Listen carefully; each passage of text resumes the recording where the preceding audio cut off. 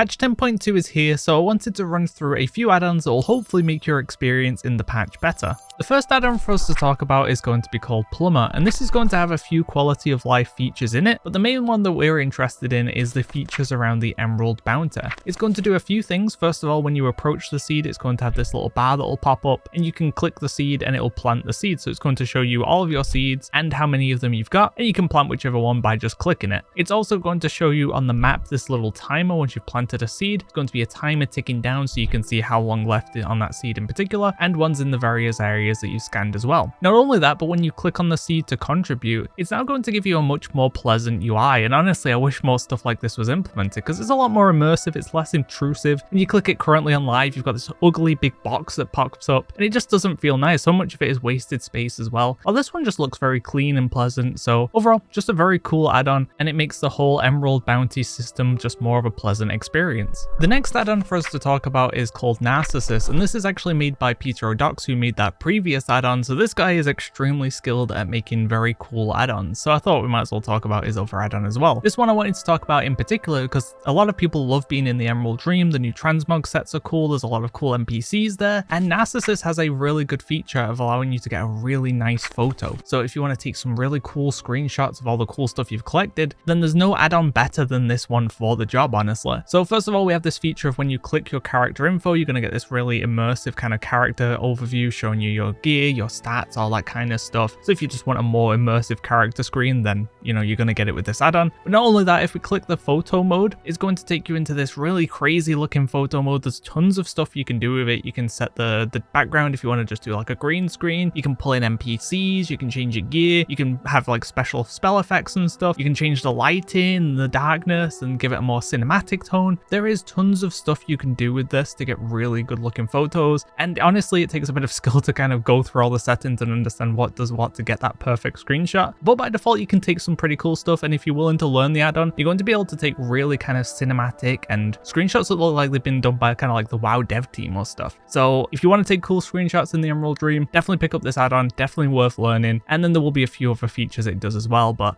those two ones alone make it a really top-notch add-on. The next add-on for us to talk about is going to be Manuscripts Journal, and this does pretty much what it says. It's going to give you an extra tab in your collections tab that will now show the manuscripts for our various different drakes. And I thought this one was a cool one to mention because there is a ton of new manuscripts to pick up, and we do have the new drake as well, so there's going to be a bunch of customization for that to collect. So it's just going to give you a nice overview of all the ones you've collected or not collected, and when you mouse over it as well, you will get a general idea of where to go and collect it from. A lot of the new ones obviously going to come from the new content, but you have a much better idea. Like you'll mouse over one, it'll say like Super Bloom or something, so now you know, okay, I need to do the Super Bloom in one way, shape or another to be able to get that manuscript. And it'll give you a bit more of a collection goal as well, because you'll have the progress, you'll have how many you've gotten out of how many total. So it's just a really handy add-on if you want to go for that side of collection.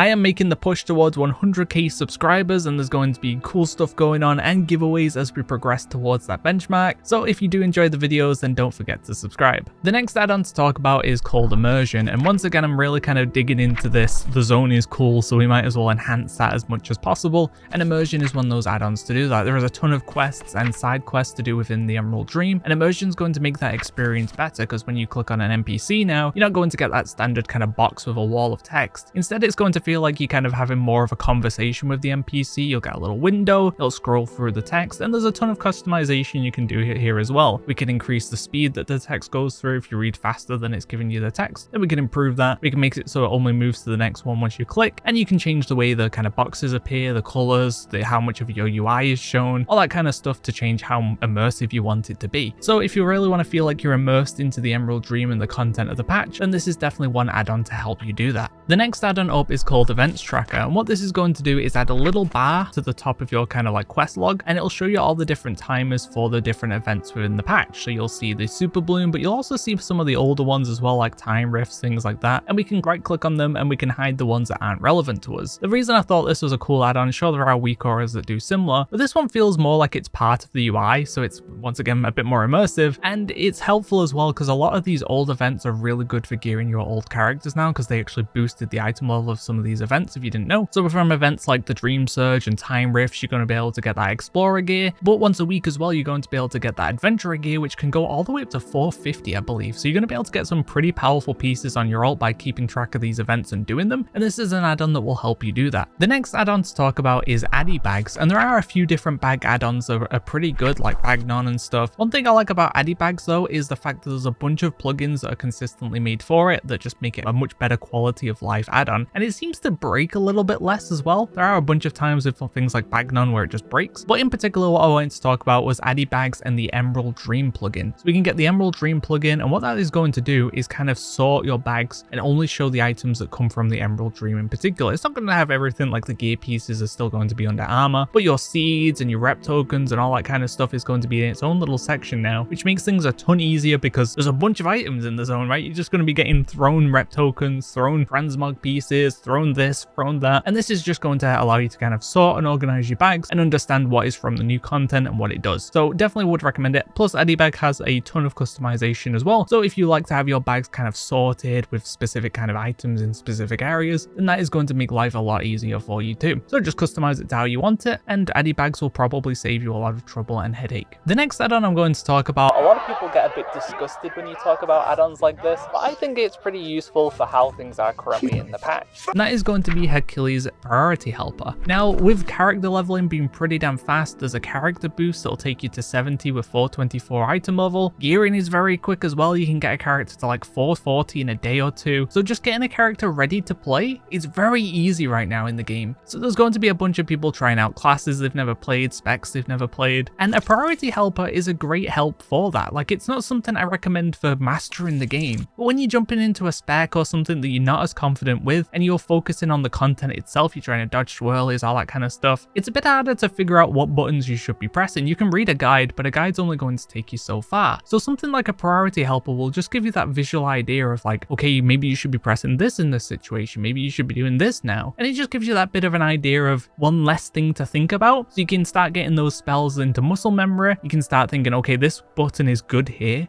and I'm going to press it. And then once you get that down, once you understand where your buttons are good, then you don't need something like this anymore. But for jumping into a new spec and new content at the same time, I definitely would recommend something like this, so definitely consider it. The next add-on for us to talk about is going to be All the Things. And the reason I'm recommending that for 10.2, it's a great add-on in general because it's just going to be a collector's dream. It's going to tell you basically where everything is and also how much of that stuff you've got, what you still need to obtain from specific places, etc. And that's why it's quite nice in 10.2, because I'm seeing a lot of confusion about what items come from where, what mount comes from what, and something like All the Things is just going to give you a bit more clarity on like, oh, I can mouse over my purple seed and I can see I still need these 4 mounts from it, I still need this manuscript, oh, on the green seed I still need these pieces of transmog. So it's just going to give you a better idea of what content you still need to be doing, which rares you still need to kill, what they can give, and that is really good in new content where the information isn't as widespread yet and you're just not as familiar with it. You look up rares and stuff, and right now you're not getting a clear idea of what it is and why you want to kill it. So an add-on like All the Things is just going to kind of make life a bit easier, and you can just mouse over mobs, items, etc., and it's going to tell you what you still need from it, so you can decide if that's something you want to go after or not. It wouldn't be an add-on video if you didn't bring up Weakauras in one way, shape or form, so I'm going to be running through a few Weakauras that are useful in 10.2.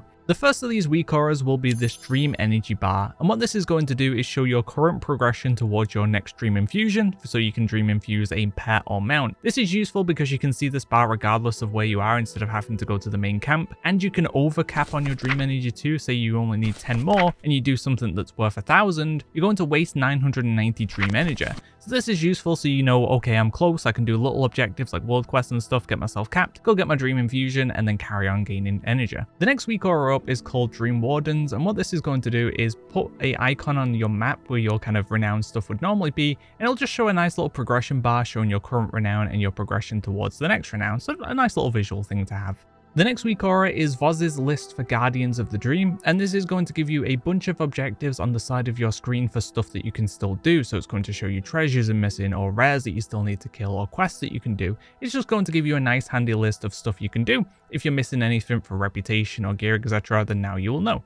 The next Weakauras we're going to talk about will be Emerald, Dreams, Seeds, and Currency, and very similar to the add-on we talked about at the start of the video, what this is going to do is give you a little clickable bar that you can click your seeds and just makes it a little bit easier for you. And it means you don't have to get a completely new add-on, so if you want a Weakauras, you can do something that's very similar. You're just not going to have the cool features like the improved UI and the map overlays and stuff like that. The next one to talk about is Razu's Emerald Dream Helper, and this will be a little bit similar to Voz's list, but it will show you a few different objectives as well. For example, how many quests you've still got to cap for the week, and weekly quests you've got available, stuff like that. So it may be nice to kind of combine those together and just delete things that aren't useful or things that cross over between the two, if you want a more complete to-do list. Next up will be the Immersion the Dreams Hope Weakauras, and what this is going to do is give you a big old overview of pretty much every boss. It's going to load in all the various boss mechanics and stuff, so if you don't really know what to expect in the raid, you've not really looked into things, or you just don't really take in that info very well until you experience the fight, then Weakauras like this are great because it's just going to give you that little bit of extra clarity on what you should be doing. If you get a mechanic, it'll say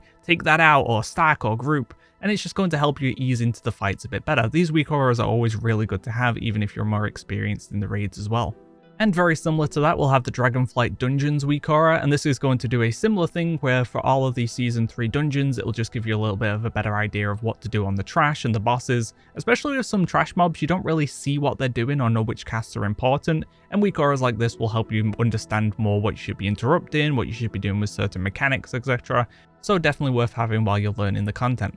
The next add-on is a bit of an honourable mention because it currently isn't updated for 10.2, but I'd hope or assume that once the season begins it will be updated, but it seems quite handy if it is updated, because what it'll do is show you the dungeons that you need for the most score. So it'll say, okay, if you do this dungeon on this week, you're going to get roughly this much score from doing it. And this is quite handy, especially currently where if you hit Keystone Master, you'll get that mount, but you'll also get the tier piece if that's the first kind of major objective you complete. So it's going to be useful for things like that if you're pushing for specific benchmarks and stuff, and you want to know what the most efficient way of doing that is.